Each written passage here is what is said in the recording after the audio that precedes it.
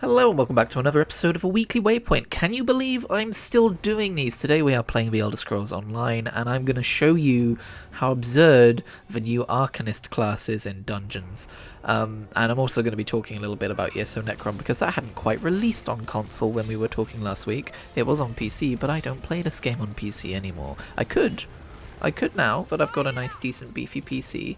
But I won't because I don't have a bunch of DLC and character progress over there. That's how that works. I know some people do keep like a PC and a console account. I've seen streamers do that, but I think that's more of a only game kind of a mentality. I play lots of different games. As you can see, as an Arcanist, I can fire a big green laser beam, and I can do it at very frequent intervals, and it does lots of damage, and I have not assigned any champion points yet, and I'm level 20. So that's why the Arcanist seems to be broken. I'm sure there's other reasons too. I don't really partake in too much online ESO discourse in terms of like metagame stuff, but I've seen people saying that the Arcanist is overpowered, and I would not be surprised if this gets nerfed at some point in the future.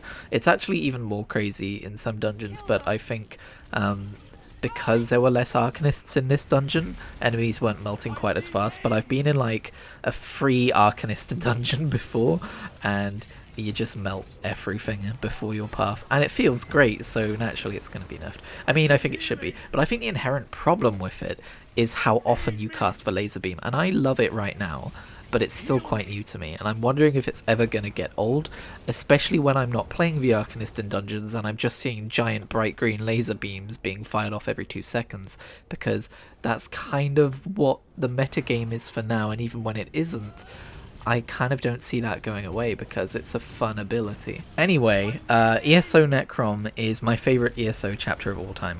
Like, there have been times when there's been a new... I mean, you could probably go back in year-long intervals throughout this series and hear my opinions on different ESO chapters, and I've never been so definitively, so concretely convinced that a new chapter is my favourite. Usually I'm like, oh yeah, you know, it's fun, I think the story takes a while to warm up to, and then, you know, I usually take like a break for like 3 or 4 months before I finish the second half of the story. I did the entirety of a Necrom main story within a week, and I had a bloody good time doing it. Now, I'm not saying it's my favourite chapter by miles and miles and miles, and I'm not saying it's like the best MMO story out there. It doesn't touch Final Fantasy XIV, for instance, but I would put it like... I mean, I'm putting it above these, but, you know, I would say Morrowind and Elsewhere come close. I don't remember enjoying the main story of Somerset so much, but I did really enjoy Somerset overall as well. I remember really enjoying Greymoor as well. I just think the last few ones, like Blackwood and High Isle, something's been missing, and I still can't quite put my finger on what, but whatever it was that was missing, it's here now. I think they've got a really strong combination of some of my favourite aspects of the Elder Scrolls, which definitely helps. You've got Morrowind, and you've got Hermaeus Mora and Apocrypha. Those are 2 separate things which were really clever to combine, and the new class is really fun, and I think, you know, playing through it as a new class feels really refreshing. Although I did try and play through High Isle as a Templar, Wait, Templar? That is what that class is called, right? So I've been playing a lot of Assassin's Creed, that threw me off. But yeah, the experience I felt while playing through Necrom on a brand new Arcanist is kind of what I was expecting to feel playing through High Isle on a Templar, because I've never really played a Templar character before. But I guess when you have an overpowered giant green laser beam, it kind of makes things more fun. But people love a Templar, so yeah, I don't really know what went wrong with that, but I did end up playing through High Isle on my main instead. But without spoiling anything, the main storyline of this expansion introduces a secret, and I was like 75% convinced that they were going to Stephen Moffat this. They were going to name of the Doctor this and just be like, well, of course you don't learn what the secret is because it's a dangerous secret, and you know, no one's supposed to know this dangerous secret. I was like, it's more interesting to have the player be curious than it is to actually like tell them what the secret is. But actually they built up to it and they paid it off in a really cool way, which makes me really excited for the future of Elder Scrolls lore. Like, I feel like most of these stories, they tell cool parts of a story within the established lore, but they never establish any new lore specifically, apart from, you know, like finer details of what goes on in certain places and like what certain Daedric hierarchies are like and stuff. But I feel like this actually establishes new, like, interesting, important cosmic lore, which I am excited to see what they do with in the future. And that's something that has been missing throughout Elder Scrolls Online since its inception, in my opinion. So yeah, I have nothing but good things to say about Necrom. I haven't got to any of the side questing yet. I've kind of been spamming dungeons since I finished the main story to level up my Arcanist a bit, but I do plan on going through. But I'm going to take my time with it. I'm not going to rush it. I would say I took my time with the main storyline. I took a few days off in the middle of the week halfway through, so I guess I did still take some time off halfway through the storyline. But it's just nice, it's just refreshing. It's every positive feeling I have felt about this game I felt over the course of the last week again, fresh, and that is exactly what you want to achieve with a new expansion for your MMO, I believe. Also this week, I bought Watch Dogs Legion on deep discount, and a few weeks ago I was talking about how I don't like Watch Dogs, wasn't I? When the original Watch Dogs came out, I heard lots of stories online about how terrible that game was, which is interesting because I recently looked up the Metacritic for it and it's much more higher rated than Watch Dogs Legion, which I'll get to in a minute.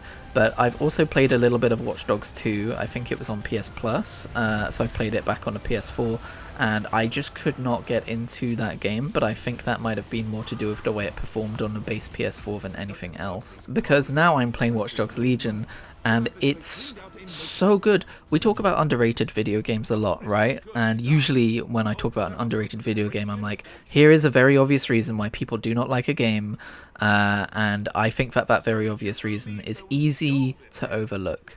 But with Watch Dogs Legion, I can't find a reason for it to be... I mean, it's reviewed in the mid-70s, it's not like it's been critically panned, but I feel like it deserves so much more praise. Its world of London, of like this dystopian tech hell London, is really, really well realised. And I have looked for some criticisms of the game. The main thing I've seen is that people don't like not having a proper protagonist, like a proper handcrafted written protagonist, and I get that, but I also think that the randomized or randomly generated characters that you can recruit are actually surprisingly capable as like at convincing me that they are like handcrafted characters, if you know what I mean. Like, I know they're not, but there are times in cutscenes when I forget that, and that's probably what you aim for when you're creating randomized characters like that. Maybe the reason I'm enjoying Watch Dogs Legion more than other people is because it's my first proper delve into a Watch Dogs game, so maybe it just doesn't do too much new that the other games had already done. But I'm having a fantastic time. I said on Twitter that it's the first time in a video game in a long, long time where I have been legitimately distracted from like the main storyline, the main progression of the game, by the emergent narratives that appear with side objectives in the game and just free roaming in general and like side missions to do and stuff. Like, I've just been going, what's over here, and letting myself wander off and go and explore what's over there. And like, a game has not actually managed to grab me in that way since I feel like I was a teenager. And that, if you're keeping up, that's a very good thing. Like, even in ESO, because it's such like an established quantity and how it's structured and everything, like I just told you, I spent this week doing the main quest line, and then I'm going to spend future times doing side quests and stuff and doing all of that exploration. I like how ESO is structured. I think it does it really well, but it doesn't surprise me with like, oh wait, what's going on over here? I'm going to wander off and see what's happening over here. And Watch Dogs Legion does achieve this. So I'm having an absolutely fantastic time with Watch Dogs Legion, and if you've written it off based on what other people have said about it, maybe consider looking into it next time it's on sale. I'm not sure if it's still on sale by the time this video goes live, but yeah, it turns out there's another Ubisoft title that I'm really invested in. Go figure. I just tend to really like their games, I guess, apart from like Far Cry and the Tom Clancy stuff. I actually finally caved a few minutes ago and repurchased The Crew 2 on Xbox, which is something I've been holding off from doing since I got my Xbox, because I platinumed that game on PS4 I think just before I got my Xbox. But with the help of rewards points I was able to get it almost for free, and I was able to get the version that comes with like the season pass. So I'm basically just buying like the season pass for £2 and getting it on Xbox as a bonus. So I'm looking forward to playing through that game again. It's one of my favourite racing games of all time. I fucking love The Crew 2. And I don't know if I'm going to be able to afford Motorfest when it comes out, so I might as well get that one again. I've been itching for a good racing game, and Forza Horizon 5, I mean, I won't say it didn't do it for me because I have spent tens of hours in that game and I have really enjoyed my time in that game, but I don't know, it hasn't grabbed me the way Forza Horizon 4 did, I don't think. Like, again, like, it's a minor difference in attention grabbing, but I really fell in love with Forza Horizon 4, and 5 hasn't captured me the same way, so I'm excited to go back to The Crew 2, which gives me a lot of those same vibes. People sometimes poke fun at The Crew for being a clear Forza Horizon ripoff, but I think you can only poke fun at something that doesn't do that in a good way, and from what I've seen of Motorfest, it looks like it's going to continue to do that in a really good way, although it has lost some of its uniqueness by not being like a massive open world, although maybe they'll do that Hawaiian island Oahu, I think. Maybe they'll do that to like almost scale or something. Maybe it'll be as big as The Crew 2 in its own way. That might be cool. Although we didn't see any sign of like the ability to transform into boats and planes like you did in The Crew 2, so hopefully they've still got that. Anyway, the Nintendo Direct happened, again, a fair time away from when we're recording this weekly Waypoint, so I probably won't make this the metadata of the title of the video or whatever. But a Nintendo Direct did happen, and so we shall talk about it, although I don't really have too much to say about it. I'm not really that steeped in the Nintendo culture at this particular moment. Like, I kind of forgot the Direct was happening until the moment it was upon us, and I follow so many people who would be like, how can you forget that a Direct is happening? Because, you know, like, they follow Direct announcement rumors, and every few months they're like, there's going to be a Direct, and then there isn't a Direct. I'm like, okay guys, maybe just... I mean, I get it though. I've been in a similar position. But yeah, they're remaking Super Mario RPG, which I think is pretty cool. People seem to love that game, and I watched a little bit of a Game Grumps playthrough of it once, but I think I would have to play it for myself to become particularly invested, but I don't think I'm going to get this game. I don't think I'm going to get the remake. I just think it's cool that they're doing it, and I think it's got a really good soundtrack, that game, so... it gets stuck in your head the second you hear it. Speaking of stuff getting stuck in your head, the Danny Phantom rap has been stuck in my head for days because I may or may not be working on a thoughts per episode of that series. But the other main game that was announced that I cared about was Super Mario Bros. Wonder. They are finally moving away from the new Super Mario Bros. Branding, which has been a thing since I was a wee lad. Since I got my Nintendo DS back in yonder year of 2000 and something. And yeah, they definitely needed to do some kind of refresh on the 2D Mario because people were definitely getting bored of the new Super Mario Bros. Style, and I am too. That being said, it's still a co-op game, and maybe I just don't play enough co-op games with people, but I saw people talking about how the DS New Super Mario Bros. Game is the best because it's not designed to be played co-op, like it's more tightly designed in that way. So I do wonder if it's actually going to be that different in terms of level design and the way it captures people.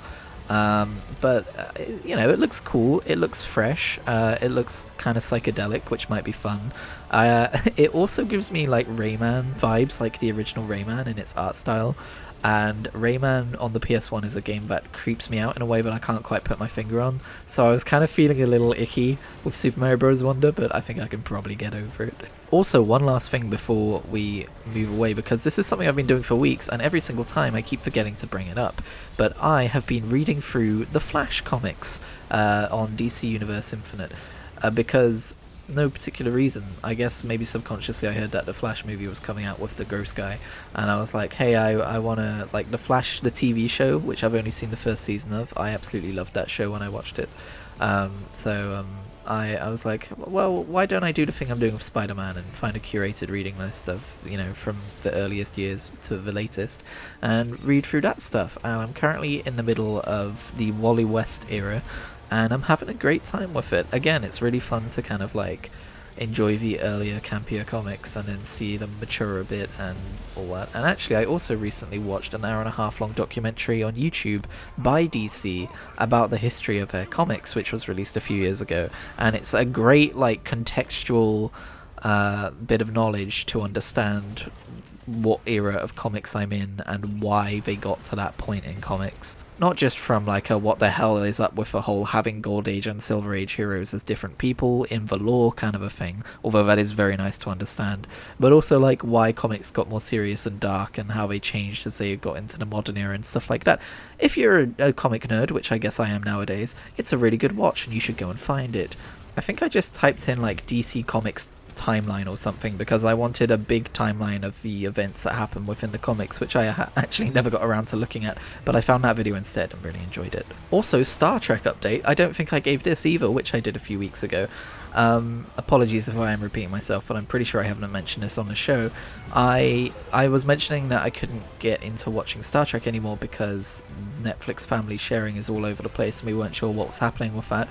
Well, I decided to get Paramount Plus, which is not a very good streaming service, by the way. I maintain that it is not a great streaming service, but it does have all of Star Trek on it. So instead of rewarding Netflix for being greedy bastards, I decided to get my own Paramount Plus subscription, and I'm slowly working my way through the final series of the original series. The only thing they don't have is the animated series, which came afterwards, which is a little weird, but I wasn't really looking forward to watching that anyway, because aged animation is always a little bit funky, but I mean, you know, I might still watch it if the opportunity arises later down the line. But yeah, between that and Danny Phantom, that's what I'm using Paramount Plus for right now. Anyway, is that everything? I think that's everything. Yeah, I think so. Oh, I did get contacted by this extraterrestrial who told me that if I didn't tell you... Hey, who turned out the lights?